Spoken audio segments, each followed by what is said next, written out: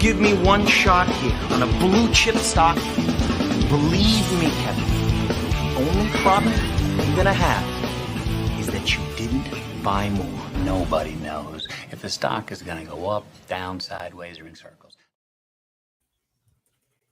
What's going on, NBA draft fans? Your boys are back. The Wolves of Ball Street, your favorite draft analyst. My name's Corey Tulaba. And my co-host Albert Gim is not here tonight. So we had to call in the reinforcements. And we have none other than Mr. No Stone Unturned himself, Maxwell Bombach, on the NBA Draft Show on the No Ceilings NBA podcast feed. Maxwell, what's up, man? How are we doing? I'm doing great. I'm loving the off season. It's so nice to watch high school tape, and the games are good, and like the players are interesting and exciting. It's a real change of pace from a year ago. So I'm just stoked. I'm ready for NBA. I'm ready for college. I'm enjoying the international games. I'm having the time of my life over here. The international games have been a great change of pace. I'm still doing some high school stuff, rewatching different things. It's going great. Way more fun than last year.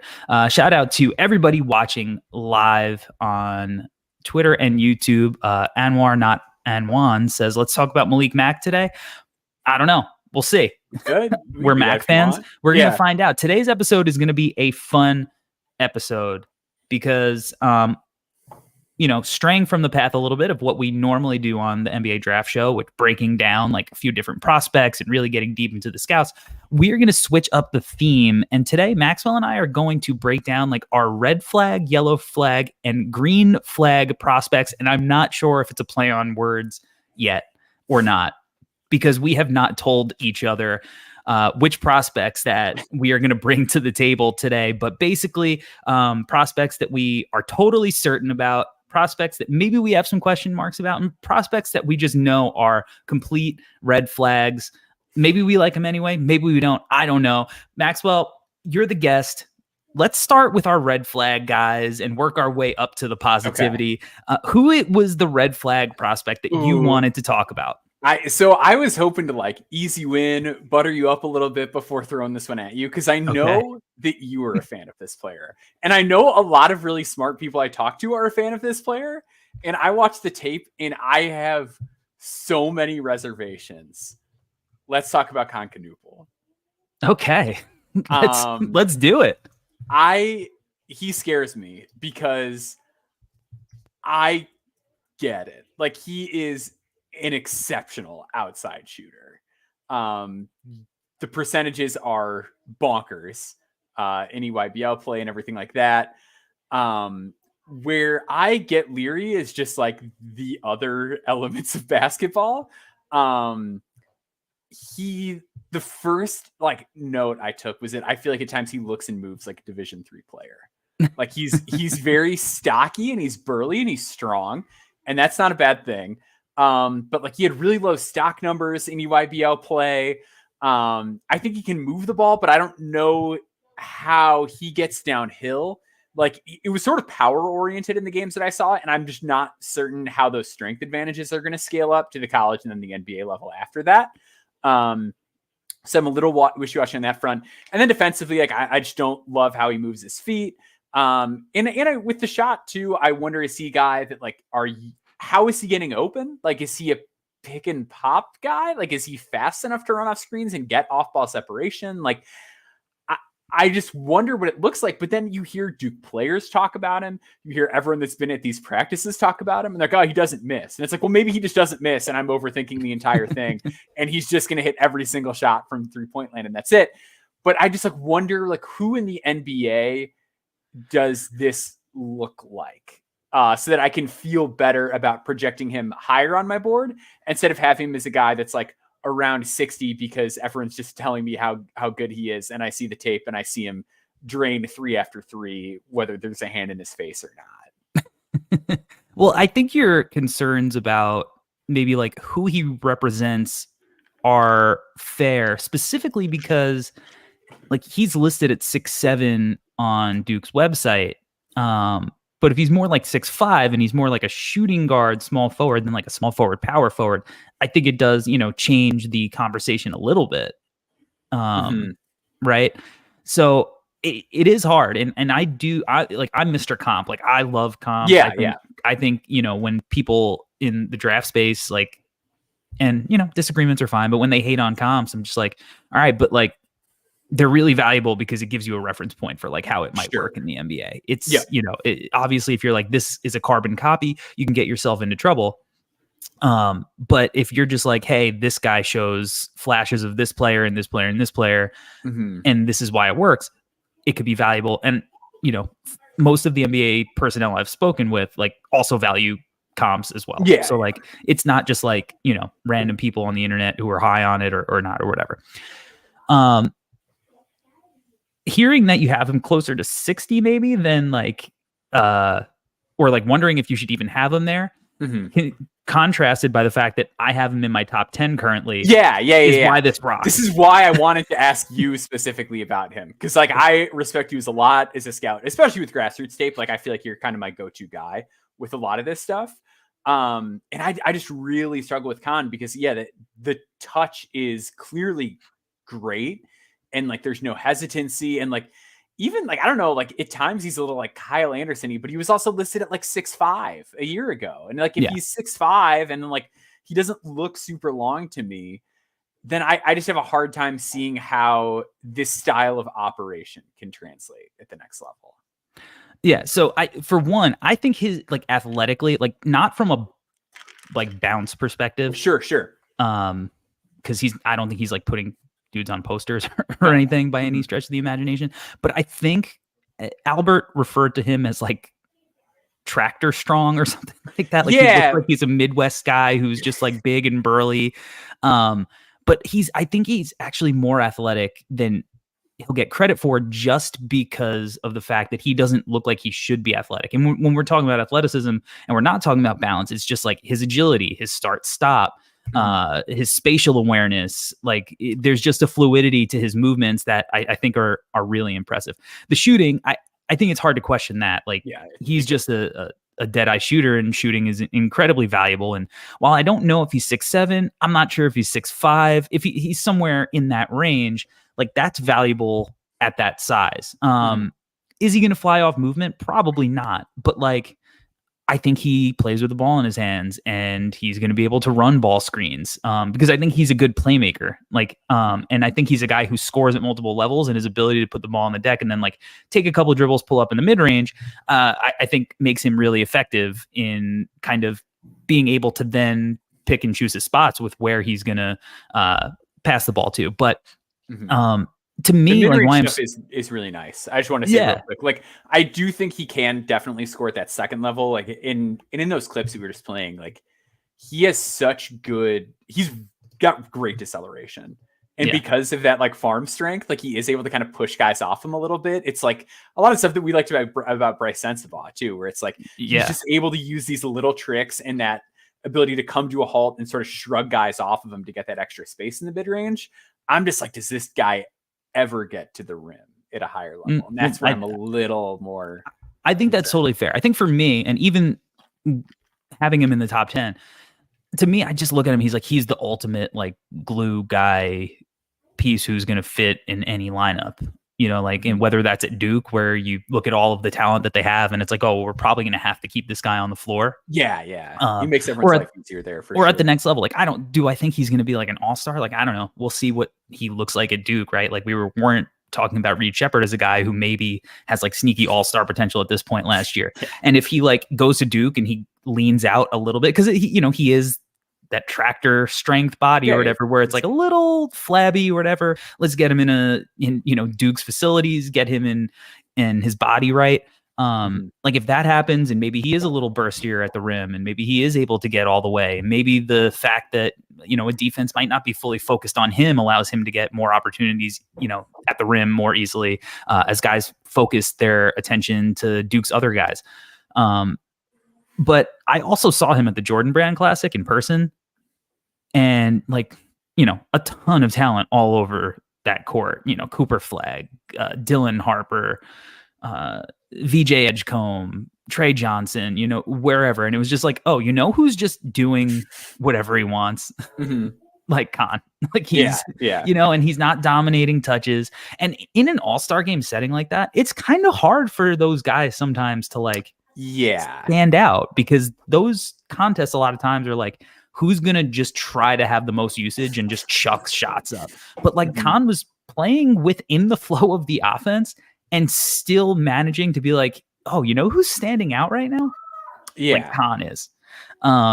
So just what I saw in person, and then like going and watching the tape, and like he almost never finished with his left hand. I think when we did his episode, it was like there were like definitely red flags there where it's like, oh, there are things where this could definitely not work, but like I just think he's such a dead eye shooter, and his feel is like pretty impressive to me that it's hard for me to not see him be a dude in this draft, even if he's closer to 6'5" than he is 6'7". If he's 6'7", like I'm gonna have some. Then he's dumb just like the thoughts bulky about shooters that I always love. Yeah, he's like the classic like guy that I put in No Stone Unturned and love. Like he's except he's 19. Yeah, exactly. And like he's actually on the radar. Because he'll be doing it at Duke instead of the Midwest Academy of Tech and Mines. Or whatever. Like the guys. But yeah, I think there's like upside to him. If he is that tall, I would feel so much better if he was even 6'7" than 6'5". Yeah.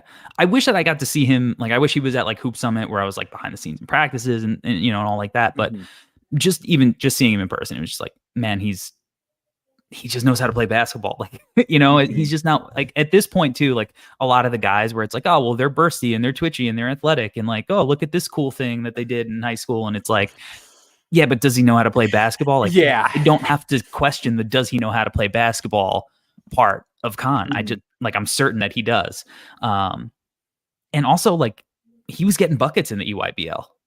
I think was he the leading scorer? I think he was the leading scorer. Like, yeah. So like he's tearing high level competition up. He's shooting the crap out of the ball. He can, play on it. He can play off of it. He can pass. Like he makes quick decisions. Yeah, there's going to be questions, defensively, I guess, especially, if he's a little bit shorter than he's being listed at. But ultimately, like I just trust like the mind to figure that kind of stuff out, and what he brings on offense to be valuable enough that ultimately it's like not really going to matter. I think that's reasonable. Who was your first red flag? Okay, guy? So I went with a little bit different of a direction on my red flag because I really love my red flag prospect. Okay, like I'm writing about him for the website soon, but he has a lot of red flags that I'm like, but I get that it might not work. And that's Tahaad Pettiford, who is a freshman going to Auburn. Yes. Yeah. So you mentioned him like a while back. Yeah, I saw him his junior year. And you were like, I'm going to let you kind of take the floor on him because I haven't put in a ton of work on him. But I think what you said then is kind of how I felt when I seen the bits of him that I have. But I think he's very interesting. So kind of give people the breakdown on his game, because Tahaad Pettiford's like not a guy that's on early mocks, but is an extremely talented basketball player. Yeah. So Tahaad's a 5-star prospect from New Jersey, who is headed to Auburn. Auburn is kind of like the breeding ground for these like short, buckety kind of like on-ball guards. And Tahaad's like, I think he's listed at 6'1" on Auburn's website. He's probably 6 foot flat at best, like maybe he's 5'11". But he is such a dynamic scorer, like shot creator, that like as soon as you watch him, you're like, he's got it. Like whatever it is, Tahaad Pettiford has it. He's a lefty, which stylistically makes him look cooler. But the first time I saw him was his junior year at the Hustle and Heart Classic. And this is like where the overtime elite prospects came to New Jersey to play like a mishmash of like New Jersey all-star prospects, like some high-level guys. Sim Welcher from St. John's, he played in it. Elijah Gertrude from Virginia was on Tahaad's team, and they played the Young Dreamers. And looking back now, like that Young Dreamers team was like loaded. It was headlined by number 2 overall pick Alex Sarr. You have Kanan Carlisle. You had Naz Cunningham. Mm-hmm. You had Bryson Warren. You had I think Tahaad's teammate Ja'Kai Howard. Like I love Ja'Kai Howard. Like he's a guy I want to buy in on so much more than I know I should. Like he's a guy that I don't know is going to have a role this year, but like I'm in on long term. Mm-hmm. But like point being, this Young Dreamers team was absolutely loaded. The best player on the floor was Tahaad Pettiford. Mm-hmm. Like he was he stole the show. Like he literally was like, yo, who is this kid? Like that is tearing this team up. And like, the Young Dreamers won the game because they just were overloaded with talent. Yeah. But Tahaad was the best player on the floor. He got wherever he wanted. He was pulling Alex Sarr out on an island and burying like step back jumpers from NBA range. He threw the sickest alley-oop I think I've ever seen in person, like almost half court to Elijah Gertrude, who like went up to the top of the box to just dunk. Like it was just so much fun. And the thing about him, the reason that he's my red flag guy with me saying like all of these positive things is he's 5'11". Yeah. Like he's like straight up, he's 5'11" or 6 foot. Like, and it's cool that, a coach at that event was like, hey, he might be 5'11", but he plays like he's the biggest guy on the floor. Like, awesome. Mm-hmm. Like he's still going to get switched on to Jason Tatum. Yeah. Yeah. So like for a guy like that, he has to be like Rob Dillingham dynamic. Now, I like Tahaad more coming into the college season than I like Rob Dillingham. Because when I saw Rob in high school, I was like, this kid weighs 115 pounds, soaking wet. He hasn't met a shot he didn't like. And every time he gets the ball, that thing's going up. Like, just get back on defense. And then they played in the Global Jam. It looked ugly. I think somebody probably got in his ear. And when they came back and the season started, he was a different player. And not only was he like coming off the bench as a spark plug guy who's shooting the cover off the ball and like, but he was meshing that on ball, off ball synergy so well. And that he was making a conscious effort, not only to get his own shot, but to like make quick, sharp decisions and get everybody else involved. And like Tahaad can pass. Like I've seen him make some really high level reads, but like when you're that small, you need to be able to mesh the playmaking with the scoring in like a really efficient manner as a freshman, especially. So like the talent's there, the athleticism's there. I like just Google or just search in Twitter, like Tahaad Pettiford, and you're going to find a poster dunk that you go, oh my God. Like he's such a high level talent. My red flag is just like, hey, like short guards, it's really hard for them to work, especially if we're talking about like, okay, Reed and Rob were lottery picks, top 10 picks, but like that is the exception, not the rule. So like, let's say Tahaad has an explosive year. Where does that lead him? Because another guy who had a year like that at Auburn, where did he go in the second round? He's like in the he's a G League guy. So it's like Tahaad's also one of these prospects for me where it's like, hey, I know this girl is really hot, but I don't think I should date her, but like she's hot and I want to have fun with her. So like, I guess I'll just see where it goes. And I don't want to fall into that trap of making the mistake with the girl that I dated. With Tahaad Pettiford is like, hey, I know he's super fun and like he's super dynamic and he's super talented and like this could work. And if it works, he could be like, a really impactful spark plug guy off the bench, but also like he's 5'11" and it might just not work. And I don't want to break my own heart with that. Exactly. Yeah. It's like when you're in high school and like you meet like a college girl with tattoos and it's like, oh man, she listens to The Cure. But like, why is she hanging out with like a high schooler? Like that in and of itself, kind of weird. Like, you got to be careful out there.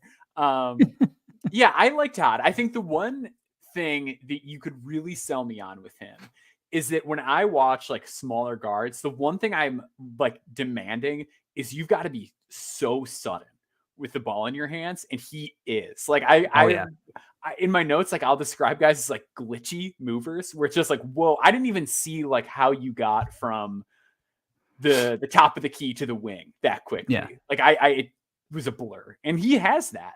So if you pair that with the outside shooting, his downhill ability, which I think is pretty good for a guy his size, if you can figure out how to wiggle through the traffic of the college game, especially if Auburn does play Janai Broome and Dylan Cardwell together, which I've seen them allude to a little bit. Broome's got to hit his shots if they're going to want to do that. I don't want to like totally take it off the table for him, but yeah, then again, there is the whole thing of like, he is really small. So like the margin for error is tiny because you don't want to be in the spot that Sharif Cooper is in. You know what I mean? We're like, no, Sharif Cooper is better than a lot of basketball players. But he's still ultimately like a guy that's in the G League currently. But again, too, like, I think I'm wondering if it's going to be not like a market inefficiency per se, but I wonder if we're going to see more of these smart guards like stay in school longer and then come in more ready.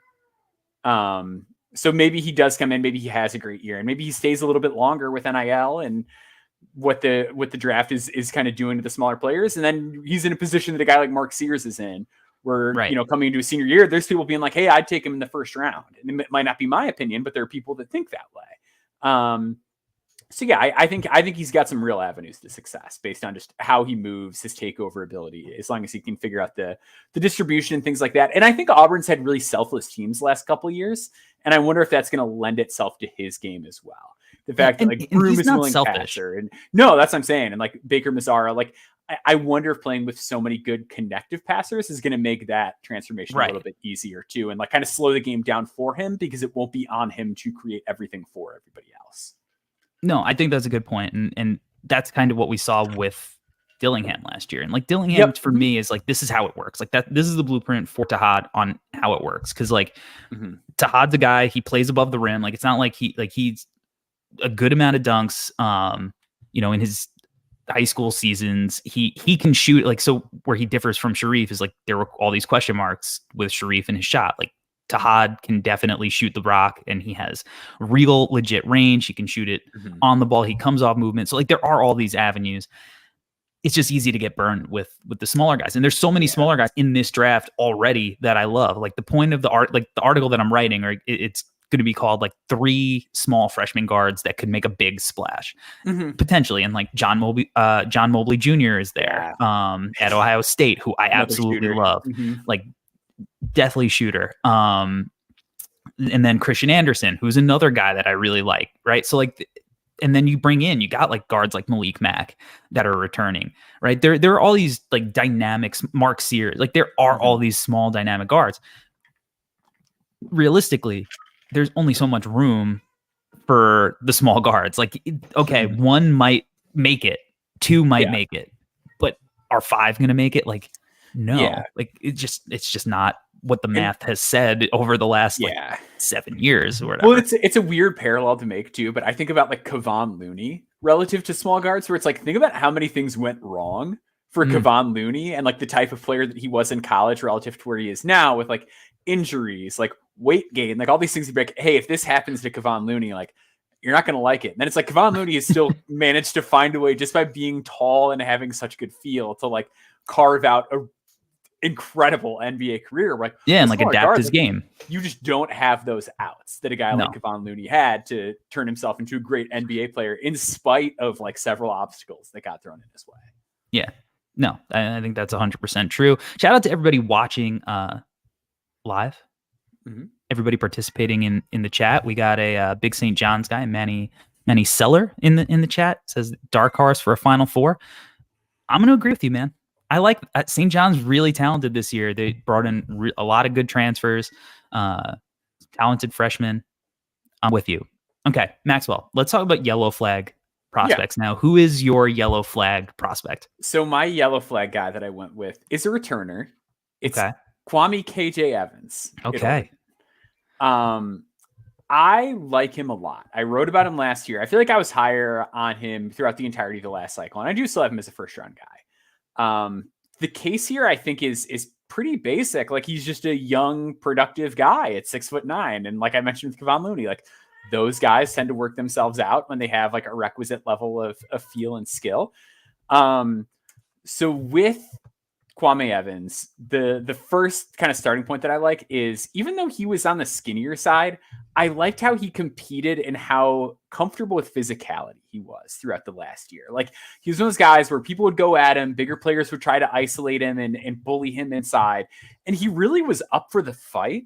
And I think as he fills out, that's something you're going to see come along. But when he had to anchor the defense as the 5, I thought he did a really nice job. He looked really comfortable switching down. He showed some good help instincts, uses his length really well to make plays on the ball as an off-ball defender and at the point of attack, like just getting into people's handles, rebounds pretty well, makes good decisions, just kind of has to shoot. And I appreciated that he was not gun shy at all from deep, took 5.4 threes per 100 possessions. They didn't go in, but a good free throw shooter. And just a guy where I'm sort of convinced that there's no chance he doesn't hang around just based on measurements and instincts, as long as he can get the shot to fall at a decent clip. Where I have my yellow flag with him is like, if he doesn't shoot it, or this is what he is a shooter, I'm not like blown away by him athletically. Like, you see the steal rate of 3, the block rate of 5, and like you expect a Tari Eason level, like I'm all over the place, like kind of player. And maybe Evans can get away with it just based on his ability to read the game and be a more refined, I suppose, version of that. Yeah. Because he doesn't have the motor that Tari has. No. And that's kind of the other thing, is like, there's times where it just feels like he's just out there playing within the flow of the game. I'd like to see some more, like, I'd feel better if I felt like he could take over a game and dominate. And I know that statistically it looks really good on paper, and there are games where it looks great on film. But I'm also just kind of left wanting more with him at times. And I do have questions about where he is positionally too. Like, I don't buy the idea of him as a 5 at all in the NBA based on where he's at strength wise. So he does kind of have to shoot it to be a 4. But then if he's going to be a 4, is he going to be fast enough if he's like chased off the line? Is his handle going to be good enough to counter if he's met with, a help defender after that? Or is it one of those cases where it's like, you're just better off going a little bit smaller at the 4 and getting a guy who has a little bit more of those skills, and you can get the other things somewhere else? Like, I have some real pause with him based on that, like, lack of takeover ability, the lack of super high level of athleticism, and maybe some of the ball skill stuff paired with the shot. Yeah, because at the next level, it becomes like, okay, well, now we're very situation dependent. Like, yeah, it would work if like he's playing next to Chet or Victor or something like that, right? Yeah. But you put him next to, Mitchell Robinson, and all of a sudden now he can't play in that lineup necessarily. I like KJ too. I mean, I saw him, live a few times in high school, and it was always like, all right, like, this is interesting, but it's like a half-baked thing. It's not like fully actualized, and like not even at the high school level. It was just like you saw the potential of what it could be instead of like what it was. And even then, he played on Montverde. That team's loaded, so it's not like he necessarily got a chance to dominate usage and show all the same kind of stuff that maybe he showed some flashes of in like the EYBL. But yeah, he always just is like a tease, you always, you just want a little more. Now, like, I got to break down film with him a few months ago, and like talking to him, getting in his mind, like one of the things that really impressed me about him is that like he was receptive to like criticism of his game and like understanding like what he needs to get better at. And like, I think he mentioned something like he finally started to realize like what being like a college player meant as far as like how serious he had to take it. So I think like there's a maturity aspect that he's probably going to come into this year. And the fact that, he didn't transfer after having this year, and like him and Jackson, who's another short guard that I really like that would fit my red flag criteria. It like that they can build chemistry with this team because there's a lot of returners, and like I think that's an advantage at this stage of college basketball. But ultimately, like, it's like NBA, you got to shoot it now. You have to shoot it no matter what position you are. Like, you're seeing a team like the Knicks, who everybody thought had the makings of potential championship team anyway, go like, but what if we had a 5 that could shoot? Right? Like, what, even like Zach Edey and Donovan Clingan, like at Summer League and Media Day, look how much it is like Man, would it be nice if he could also shoot threes? Like Yeah, everyone like- wants it, even if it's not like Donovan Clingan and Zach Edey are going to be able to play NBA minutes if they don't shoot threes. Like, Sure. let's get that crystal clear. But boy, would it be nice if they could. Especially you think about Clingan and what he can do as like a passing hub at the top of the key and things like that. Like, but boy, would it be nice if that defender had to come even further up and was farther away from the basket because Clingan might just take the jumper from long range. Like, teams want that. And with Kwame, like, we're not talking about a guy that's 7 foot plus and 280 plus pounds. Like, we're talking about a guy who's like 6'9", maybe 205, 215, like sort of closer to that ballpark, 200 per Basketball Reference last year. Yeah, he's got to figure some things out as far as just the shot and the consistency overall. But I do think it's worth mentioning, like you mentioned, kind of the weird year that he had. Like, Dana Altman, like, kind of threw Khalil Ware under the bus a lot when he was a freshman, and Ware transferred out. And it worked out for Khalil Ware, right? Like, everything ended up being fine for him. I'm sure he's content with how things panned out. It's in a great spot. But like with Kwame, it was a lot of the same stuff, right? Like, he was in and out of the starting lineup when N'Faly Dante was back, and then he's back to the bench, and then he's starting, and then he's a 5, and now he's a 4, and now like Biddle's eating into his minutes. Like, the role certainty from night to night wasn't consistent.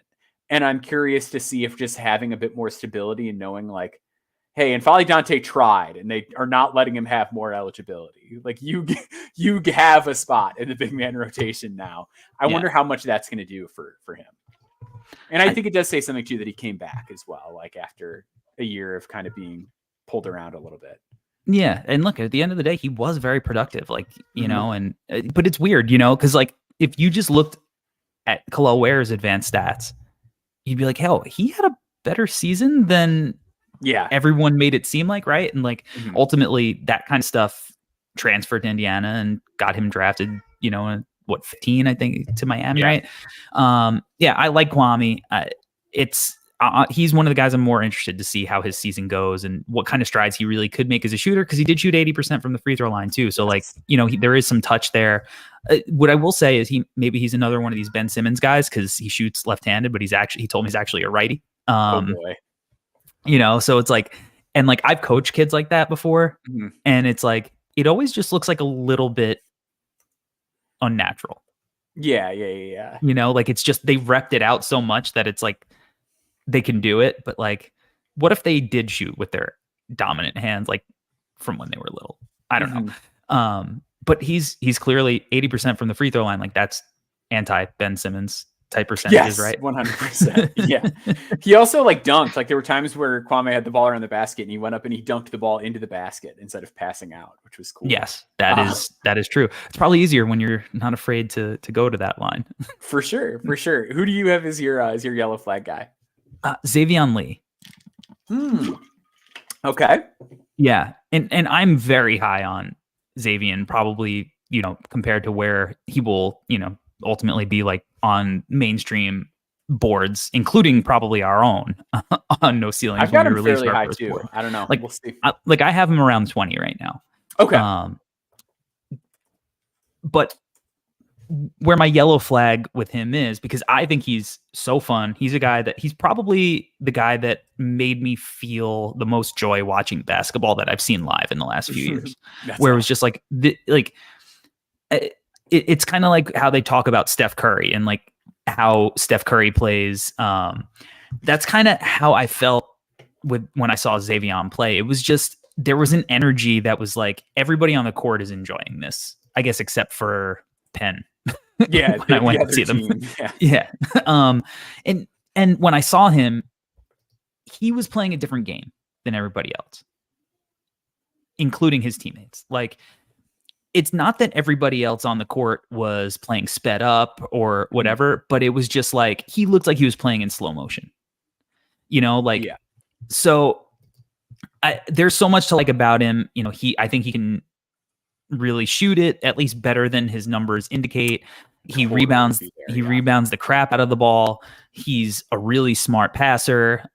He can get to the rim, you know, like he's got like good stock numbers for a guard. When I saw him live, he's definitely skinny, but he's strong. Like, he's cut up, he's strong. Yes. He will fill out, like, and and he didn't look like he's one of these guys that it's like, all right, he's listed at 6'3", but he's actually like 6 foot. And it's just like college. Like he looked like he could be somewhere in that vicinity. And I think they measured him at the elite camp probably. So like we probably even have his actual measurements. And I think they measured out fine.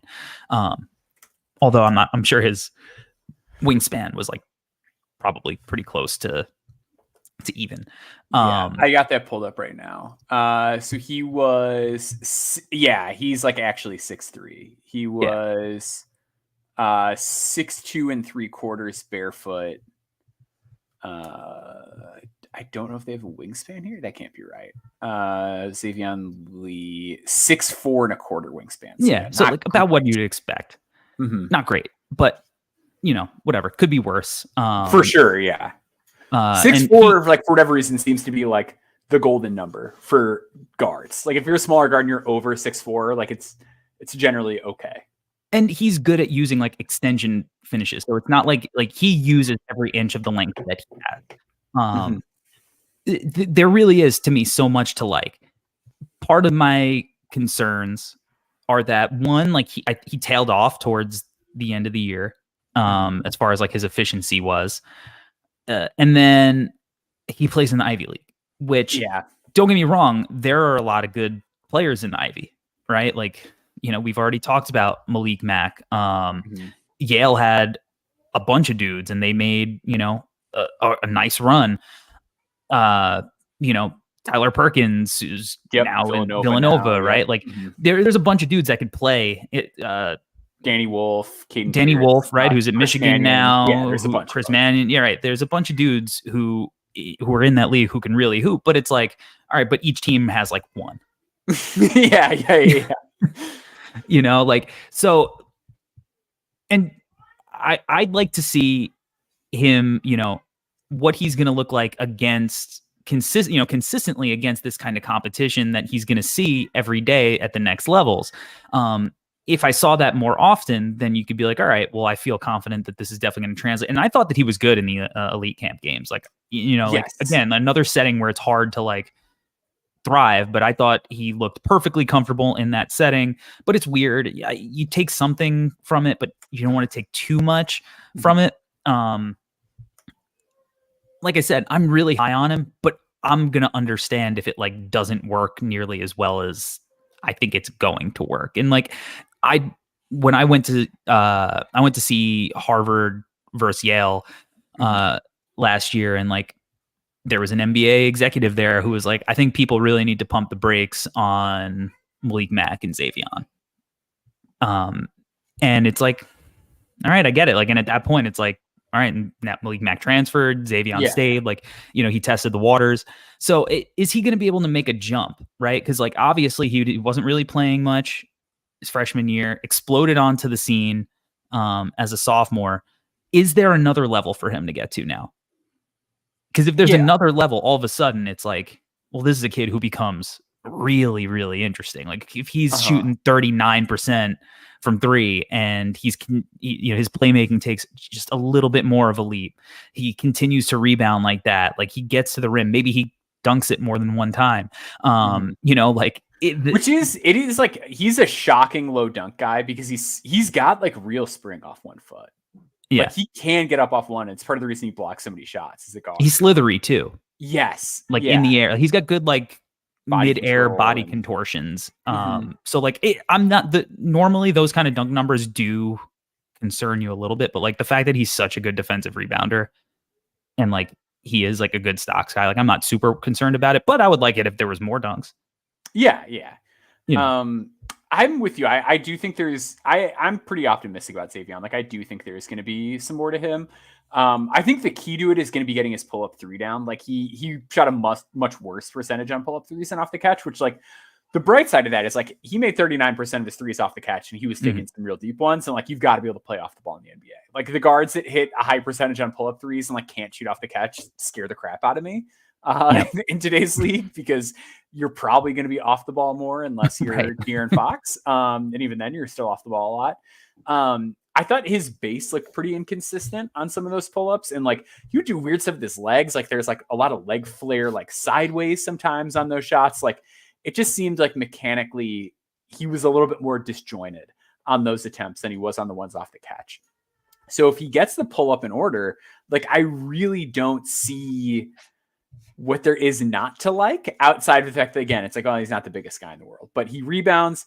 He can play defense within a team construct really well. I do think he's going to keep getting stronger. The character stuff with him is really good. Did you look at how low his turnover rate was last year too? He had like a sub 9 turnover rate. Just takes really good care of the ball. And like, there are times where I wish that maybe instead of taking some of those pull up threes, those pull up twos, that like he did look to pass a little bit more. But at the end of the day, it's like at least he's not just like throwing the ball away. He knows how to read the court. So I do think with another year of kind of adding that strength to his body, we're going to see another leap. And the other thing is too, like, this is a guy who's on a real upward trajectory. Like, he was not a thing as a freshman at all. No. Like, when I first heard the name, I assumed he was a freshman because I didn't see him play at all on the team the year before. So that made that run. Yeah.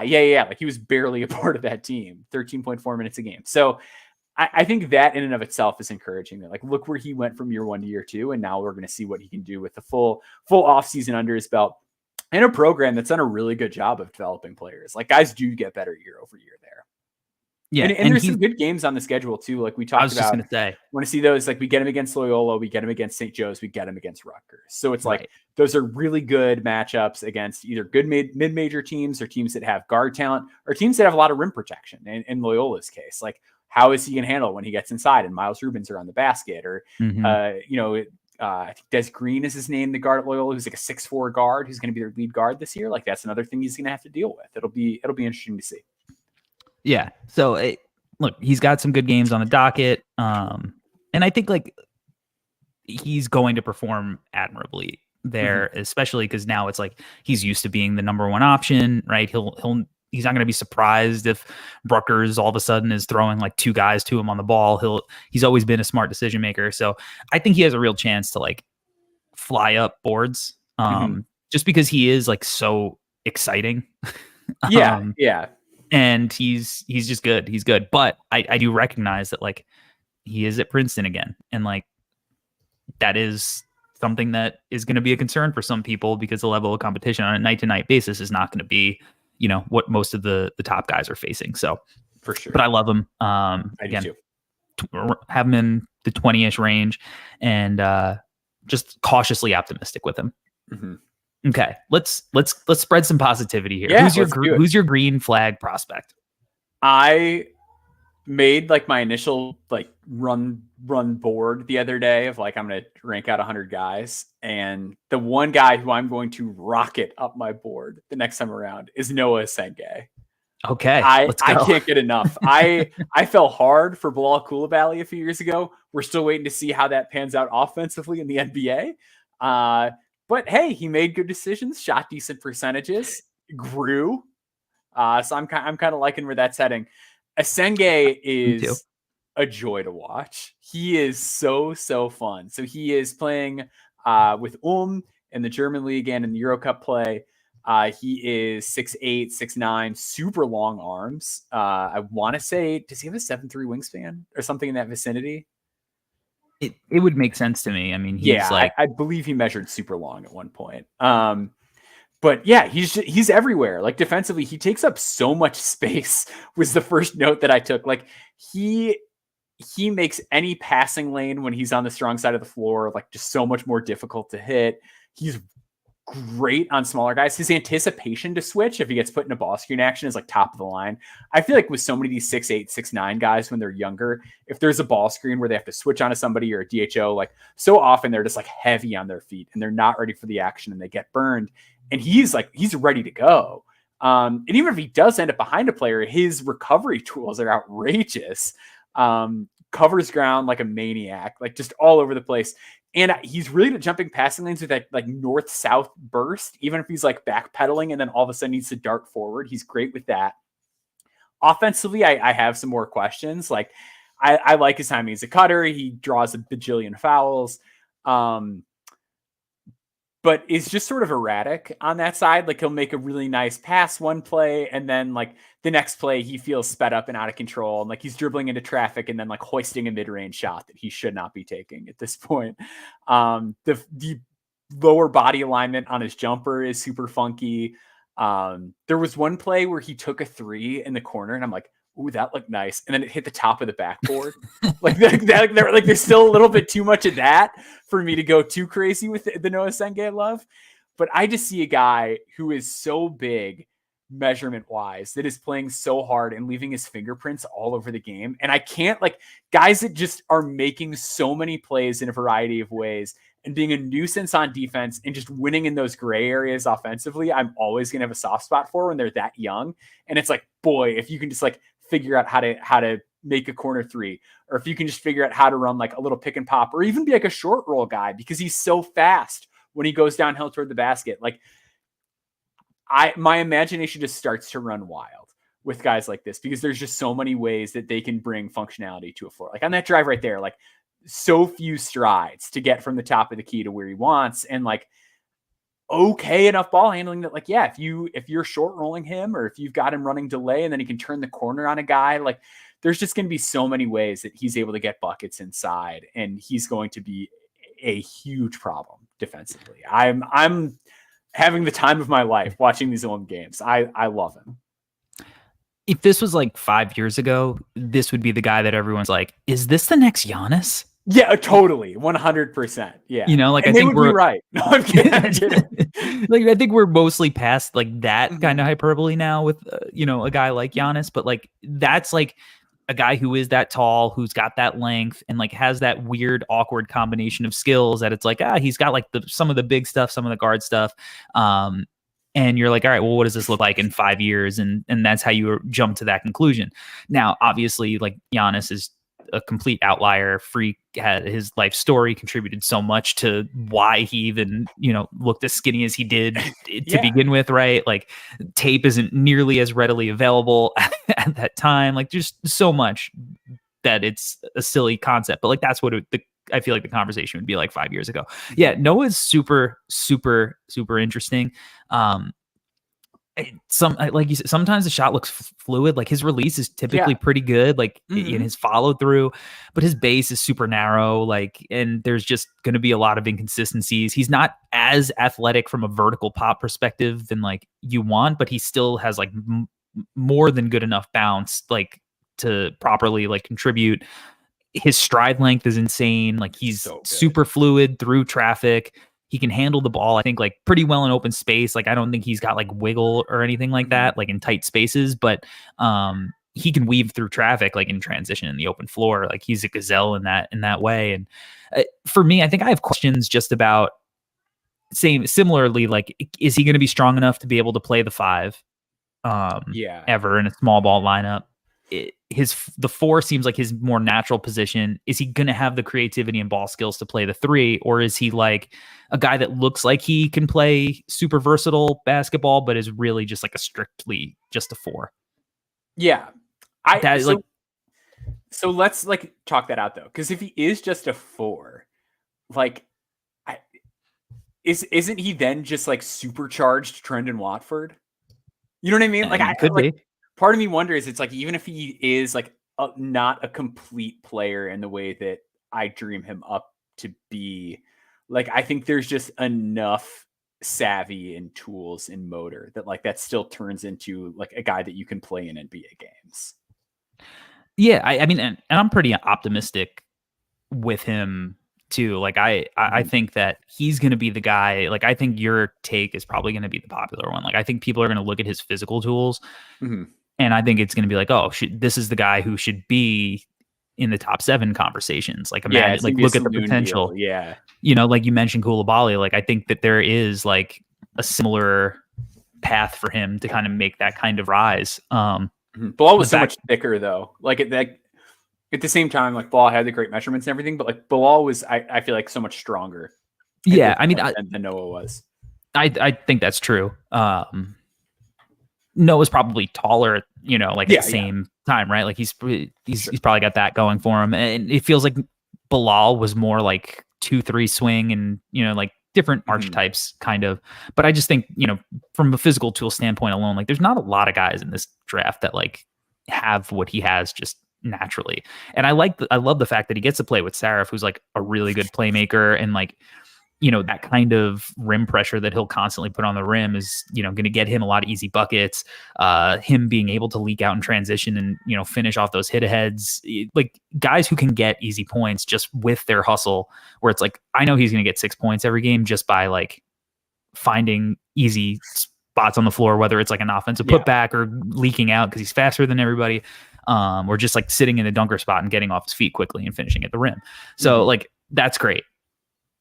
This is why he's a prospect, right? It's like, he's got all this potential and it could work. And like, so let's see how this develops. Like, he's a guy who's now, this is his second year in this Ulm system, right? So he's got this thing down. He was really good, I thought, in the U18s for that France team. Like I thought his play was pretty impressive there. So I think there are a lot of pathways for him again to just like completely shoot up boards, because teams fall in love with tools. Like, there's just gonna be like, and that's like where I'm a little cautious, is like, we still don't have like the best longer term numbers with him as like a shooter or a passer. And that's why like I think it's really important to like still pump the brakes a little bit, and why I'm still like, what if he's supercharged Trendon Watford, not the next Giannis, is because like I do think it is important to consider those floor outcomes. But I think part of the reason I am excited is I think those floor outcomes are pretty good.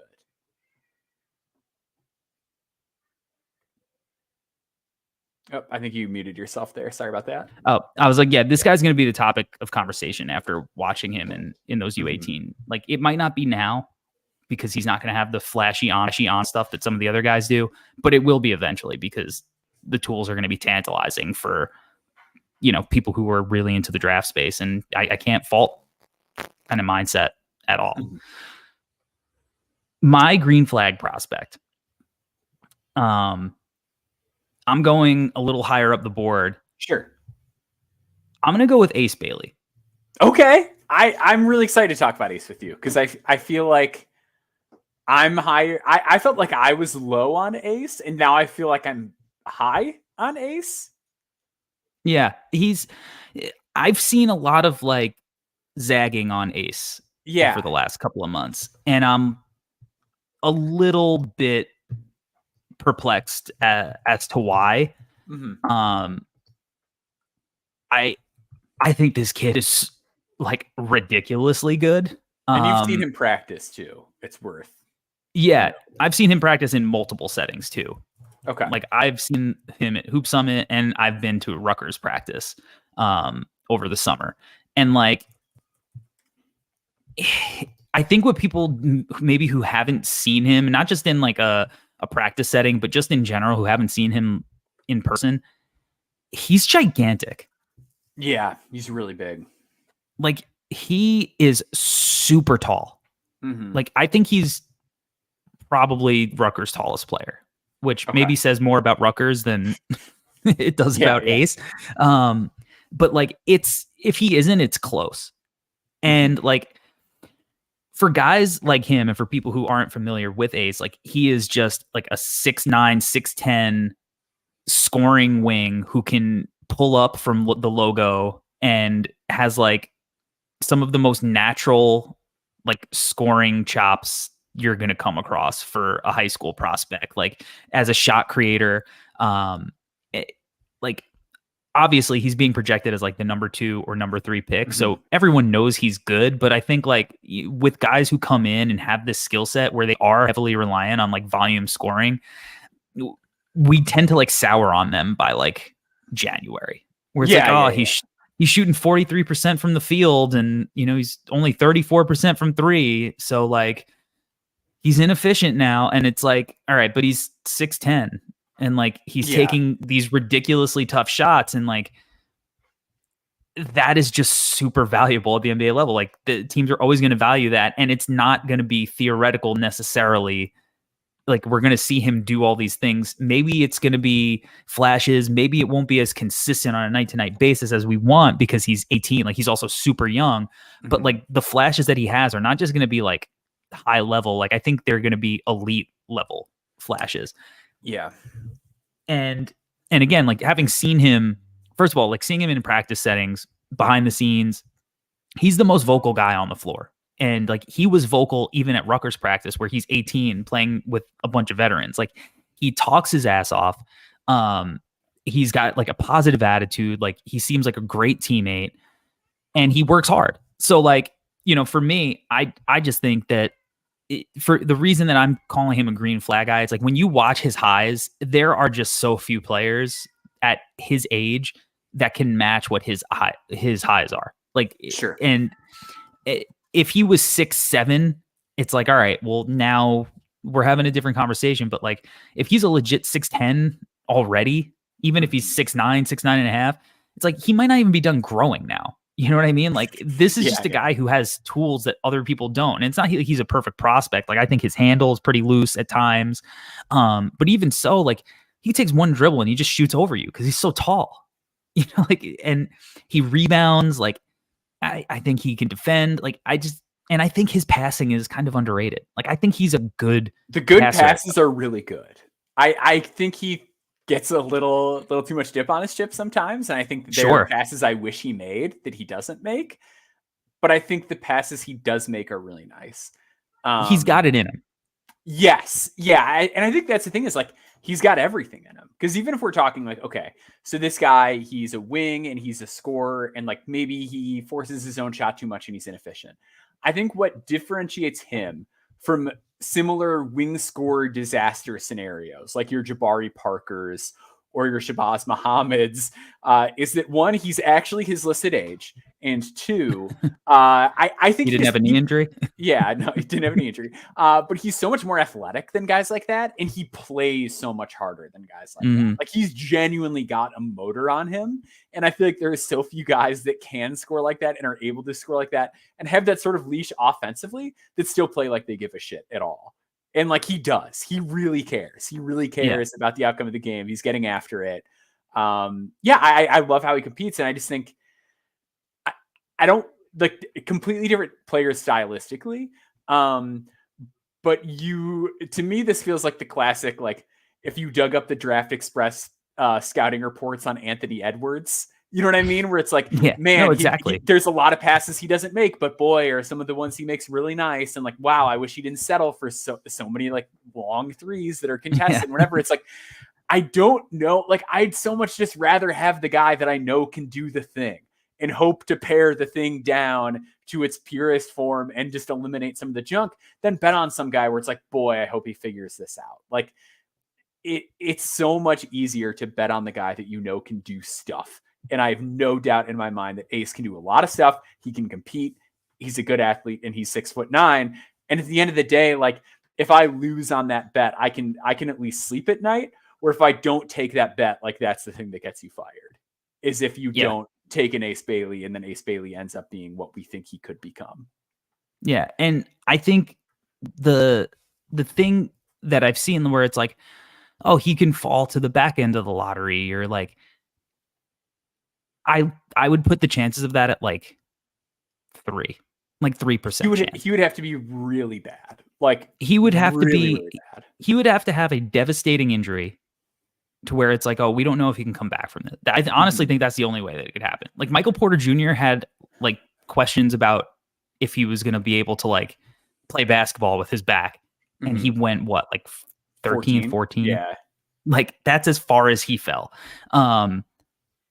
Ron Holland went 5th a year ago. Like Tijan Salon went 6th. Like dudes who were that tall with like the kind of scoring prowess and tools, they just don't fall. Like there's going to be a team that's going to bet on that.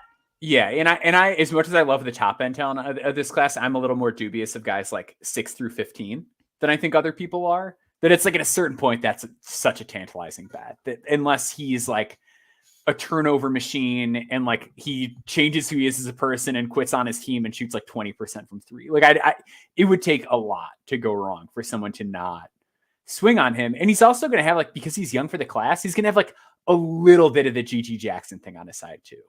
Of like, this guy could have been a freshman next year. And if he was a freshman next year, well, then how high would you be projecting him in the draft after this? Like people are not going to forget that with a big wing scorer type. Yeah, like his age and his tools. Like he's not a 6'3" guard who's like ball dominant and like, you know, he gets to college and it's like Like, it's just a different thing with him. So for me, like, or even like an Omaha Baloo, where it's like, oh, like I loved Right. Omaha Baloo a year ago. And Me it's too. Like, all right, well, he's Still just like have not playing, and I don't know like what this role looks like if he's just like an energy 4, which isn't really a thing anymore. Like, there's not like there were ways that case could always really fall apart in ways that I don't think is true of Ace Bailey. No, because like if Omaha is gonna go get 35 in a high school game, it's like, yeah, well, he's going to dominate physically. Like, he's going to get offensive boards. He's going to get duck-ins and score around the basket. He might hit like a pick and pop 3 or something like that. But like, dude, Ace is going to score from everywhere on the court, no matter how many defenders are in his area. And like, sometimes you're going to wish that he moved off the ball, but like, then the ball's going to go in over 3 guys and you're going to be like, oh my God, like, this is an insane shot maker. And like, it's not to make excuses for that. And I'm sure there are going to be things that like we're going to have to nitpick during the season, because that's what the whole point of this process is. Like, what can he be at the next level? Not only like where is he going to go in the draft, but like what is that going to look like when he gets to the NBA? But I just think people are overthinking. Like, some people right now, it's like at the point where now more and more people are like in on this process, like in the off season. Sure. And like, we can't already overthink it. Yeah, and I do think it matters that like I think he's going to be a really good defensive player. Like, I think even if he's returning significant enough value on that end of the floor as like a young freshman, and Pikel's not going to let him not be. Yeah, and like, he has the potential at worst to shoot. It's going to be really hard to be like, well, maybe we don't, like, I don't know, like. You look at like the fact that Peyton Watson plays minutes with like as limited of an offensive player as he is, just based on the tools. And it's like, why not Ace? I don't know. He averaged 3 points a game, and like, he was the last pick of the first round, right? Like, yeah. People are going to like, teams are going to bet on tools, and Peyton Watson didn't have anywhere close to the tools in high school that Ace Bailey has. Like, as far as like the fluidity in projecting to actually be like one of these Paul George kind of wings or whatever.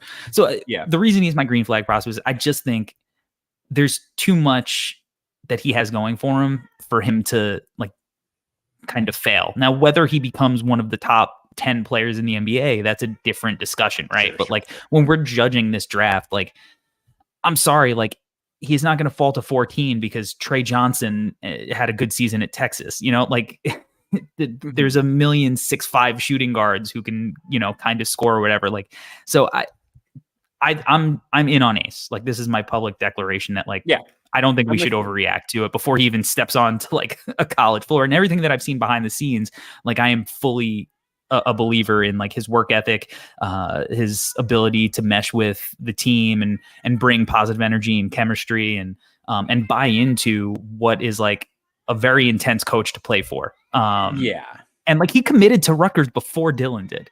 Like, you're going to like, look, I get it. NIL, they paid him a lot. I'm sure he was going to get a lot of money wherever he went. Yeah. Like, for him, a guy like him, like, he can go anywhere and get paid. So like, he chose to play for Steve Pikel. Right. Like, that's like a wild move. Like, I love it. As a Steve Pikel enthusiast, I'm all about it, but 100%. Could have made his life a lot easier. Yeah. He could, like, he's going to be held accountable here. And he's going to be playing, alongside another top guy. So we're going to get to see how he meshes off of that. And like, these guys have been building chemistry, like playing with each other since April. So like, I'm all in on the Rutgers experience. I can't wait to see it and what it looks like, but I'm a big Ace believer. Yeah, I'm right there with you. I'm super excited to watch him in action. And I think the other thing too, just like the last thing I'll say about him is I just think roster construction wise, they're going to need him to do the things he does. They're going to need him to score. Like, there's just not a lot of super top end Big Ten talent on this team. And like, that's going to allow him to get looks. And I just think the efficiency is going to be something that I don't want to say you take it with a grain of salt. Like, scoring the ball efficiently matters a lot historically for a prospect, but like, I think if it's a little subpar on really high usage, like, that's totally fine. Totally acceptable. It's totally fine. And like him and Dylan, like, they're going to be the guys offensively, like, as far as like who they're going to rely on a night to night basis, putting the ball on the hole. Like, I think Jeremiah Williams is going to be like a guy who really is able to settle the team down and like bring that like mature veteran presence as like a ball handler on the floor. And I like the fact that Ace is going to be like a guy who's playing off of multiple guys who actually are going to have the ball in their hands more than he is. But just seeing him, like, he's definitely like, those are the guys like Dylan and Ace, like, they brought them in for a reason. Like, they're going to be the guys there. And I think Ace is not, it's like, I think he's going to surprise people, but because he's being projected as like the number 2 guy. So this is not me going too far against the grain, right? I'm just pushing back a little bit on like some of the pushback that I've seen on him, where it's like, I think he's a higher level prospect than we're thinking, to where it's like he's going to fall to, the end of the lottery. Like Brandon Miller finished horribly at the rim and had like a weird legal issue and went second over a guy that everybody thought was like a lock 5 months earlier to, potentially be the next great point guard, right? Like it's just going to be hard for Ace to not have the season that people I think are projecting for him. Yeah, I'm right there with you. All right. I think that could wrap it up for this episode. Maxwell, thank you for joining me. Yeah, no problem. It's a blast. I don't know if this might be the first time you've ever been on this show. I know. So. Yeah, right? I've had you on Sickos before. Both me and Steven have made you feeling on Sickos before, so we owe you one over here. So it was a pleasure.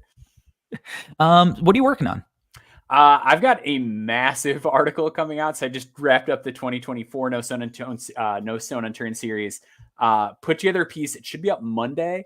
Called The Sleeper Cell, where it's going to be all the guys I covered in the past in the series that still have draft eligibility left. So your Tucker DeVrieses, your Jameer Watkins, Cade Tyson, Rasheer Fleming, like a lot of guys that are starting to pop up on mocks now that I'd written about in the past. So that one is gigantic. It's really comprehensive. It's something I'm really proud of. So I'm excited for that one to come out. But that's the next thing I've got on the docket here. Awesome. Very cool. You're going to find that at noceilingsnba.com. Head there, subscribe to the podcast, 5-star review, all the good stuff. Like and subscribe on YouTube. Definitely. That helps us out there. Appreciate everybody tapping in, watching live. I'm sure the Tylers are going to be doing an episode this week. And if not, you're going to find somebody on the No Ceilings crew doing an episode soon on this feed. So stay locked in. We appreciate everybody for tuning in and supporting us during this off season. This is the slow period, and I feel like we've been getting a ton of traction, which rocks. So this is going to be a really fun year, and it's going to make for an interesting game of capture the flag all year with guys like Ace Bailey, Dylan Harper, Nolan Traore, potentially, maybe some sleepers working their way in. So thank you for rocking with us. Until next time, we are out. Peace.